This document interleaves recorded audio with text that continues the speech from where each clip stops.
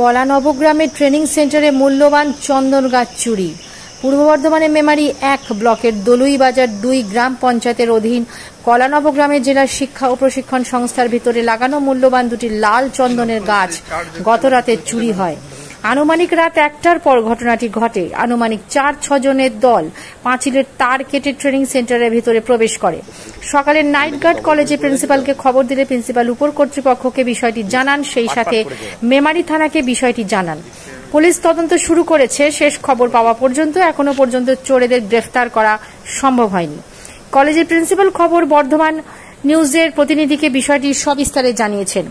Night guard এবং আবাসিক শিক্ষার্থীরা থাকা সত্ত্বেও কিভাবে ঘটনা ঘটল তা নিয়ে সন্দেহ প্রকাশ করেছেন। তিনি অনুমান করেছেন কোনো কেমিক্যাল দ্রব্য দ্বারা নাইট গার্ড এবং আবাসিকদের অচৈতন্য করে মূল্যবান চন্দন গাছ দুটি চুরি করা হয়েছে। গ্রামবাসীদের মধ্যে চাঞ্চল্য দেখা দিয়েছে এবং তাদের অভিযোগ, এলাকায় এরকম চুরির ঘটনা প্রায়শই ঘটছে এবং এ নিয়ে কোনো উচ্চবাচ্য হয় না। প্রশাসনের কাছে দোষীদের গ্রেফতার করে ব্যবস্থা নেওয়ার দাবি জানিয়েছেন তারা। নিজস্ব সংবাদদাতা এমবিএস নিউজ। কিভাবে গাছটা চুরি হয়েছে সেই বিষয়টা একটু জানার জন্য আমরা এসেছি। আচ্ছা, আসলে গাছটা আনুমানিক 1টার পরে, কারণ 1টা পর্যন্ত আমাদের ছেলেরা কয়েকজন ছিল যারা দার্জিলিং ট্যুর থেকে ফিরে ওই দিন বাড়ি যায়নি। আমাদের গরমের ছুটি হয়ে গেছে, ছেলেমেয়েরা আগের দিনই ম্যাক্সিমাম চলে গেছে। 18 তারিখ সকালেও ম্যাক্সিমাম গেছে। 5-7 জন ছেলে ছিল, আমাদের নাইট গার্ড ছিল, আমি নিজেও ছিলাম।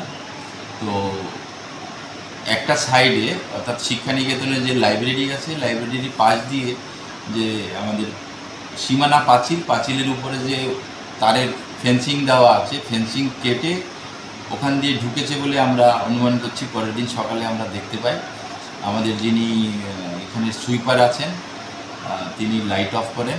কি সুইপারের নাম কি? রাজেন্দ্র রাজবংশী। রাজবংশী এখানেই পাশেই আমাদের ক্যাম্পাসের গায়েই পাঁচিলের ওপাশে বাড়ি। রাজেন্দ্র রাজবংশী উনি প্রথম দেখতে পান। উনি তখন নাইট গার্ডকে নিয়ে আমাকে ডাকেন। আমি এসে দেখতে পাই বিষয়টা। দেখতে পেয়ে কীভাবে কোথা দিয়ে ঢুকলো, কারণ আমাদের গেট বন্ধ করা থাকে, নাইট গার্ড আছে, সেই জন্য তাকে বললাম যে দরজা খোলা ছিল কি না। দরজা খোলা ছিল না, দরজা বন্ধই থাকে। সন্ধ্যা 6টার মধ্যে আমাদের গেট লক হয়ে যায় পার্মানেন্টলি, এমার্জেন্সি প্রয়োজন ছাড়া বেরোনো যায় না। তো আমরা দেখলাম দুটো লক নিচের দিকে 2-3 ফুট করে 3 ফুট মতন রয়ে গেছে, উপরের দিকেও রয়ে গেছে। মাঝখান থেকে আনুমানিক 5 থেকে 7 ফুট একটা গুড়ি, দুটো গুড়ি কে বা কারা সেটা কেটে নিয়ে সেই পাঁচিলের উপর দিয়েই টপকে চলে গেছে। এই পর্যন্ত ঘটেছে। আমি জানার সঙ্গে সঙ্গেই থানাকে প্রথমে ওভার টেলিফোন জানাই এবং চিঠি করে এফআইআর করার জন্য সঙ্গে সঙ্গে পাঠিয়ে দিয়েছি মেমারি থানাতে। মেমারি থানা থেকে পালশিট ফাঁড়ির যিনি অফিসার ইনচার্জ ছিলেন তাকে পাঠান।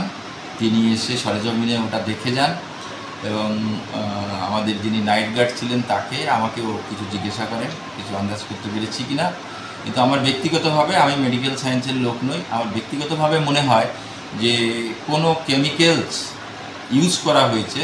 না হলে ভিতরে 7-8 জন 5-6 জন স্টুডেন্ট রয়েছে, নাইট গার্ড রয়েছে, কেউ কিছু বুঝতে পারেনি কাটার বা নিয়ে যাওয়ার শব্দ। এবং ওই দিন প্রচুর ইলেকট্রিসিটি পাওয়ার অফ ছিল। 12টার আগে জানি, 12টার পরে হয়েছে কিনা জানি না। আমি আনুমানিক 12টা পর্যন্ত শুনেছি যে কারেন্ট অফ মাঝে মাঝে হয়েছে, দেখেওছি। তারপরে কোনো এক সময় এই ঘটনা ঘটেছে এবং ছেলেদের, আমার যারা ছাত্র ছিল তারা যেটা আমাকে জানালো যে তারা 1টা পর্যন্ত বাইরেই বসে ফোন ঘাটা বা গল্প করছিল, যেহেতু পরের দিন তারা চলে যাবে। তো ঘটনাটা 1টার পরেই হয়েছে কোনো এক সময়, এটা বলে আমরা আন্দাজ করছি। আপনার সন্দেহ কাকু হচ্ছে? না, আমি তো বেসিক্যালি এখানে এসেছি 6 মাস হলো। আশেপাশের লোকজন আমি তেমন চিনি না, কাউকে কয়েকজনকে চিনি। তাদের মধ্যে সেরকম আমার অন্তত মনে হচ্ছে সন্দেহজনক আমি কাউকে দেখিনি। তবে এটা তো ঠিক যে এটা যে ধরনের যেভাবে চুরি হয়েছে, এটা একাধিক জন, অন্তত 4 থেকে 6 জনের টিম ছাড়া এই কাজটা করা সম্ভব নয়। একাধিক জন জড়িয়ে আছে। কারা জড়িয়ে আছে আমরা থানাকে জানিয়েছি, থানা ইনভেস্টিগেশন করে দেখছে, তারা যথোপযুক্ত ব্যবস্থা নেবে। এটা আমার প্রত্যাশা। আমরা ফরেস্ট দপ্তরকে জানিয়েছি, আমাদের ডিপার্টমেন্টকেও জানিয়ে দিয়েছি, আমার যারা স্টেটের ঊর্ধ্বতন কর্তৃপক্ষ আছেন তাদেরকেও আমরা চিঠি করে জানিয়ে দিয়েছি বিষয়টা বিস্তারিত। ডিএফও যিনি আছেন আমাদের পূর্ব বর্ধমানের, তাকেও চিঠি করে দিয়েছি এবং ওভার টেলিফোনেও বিষয়টা আমি তাকে বর্ণনা করেছি। সুতরাং তাদের এন্ড থেকে তিনিও বলেছেন আমরা বিষয়টা ব্যবস্থা নিচ্ছি, থানা থেকেও জানিয়েছেন, ইনভেস্টিগেশন করেছেন। এই পর্যন্ত হয়ে আছে।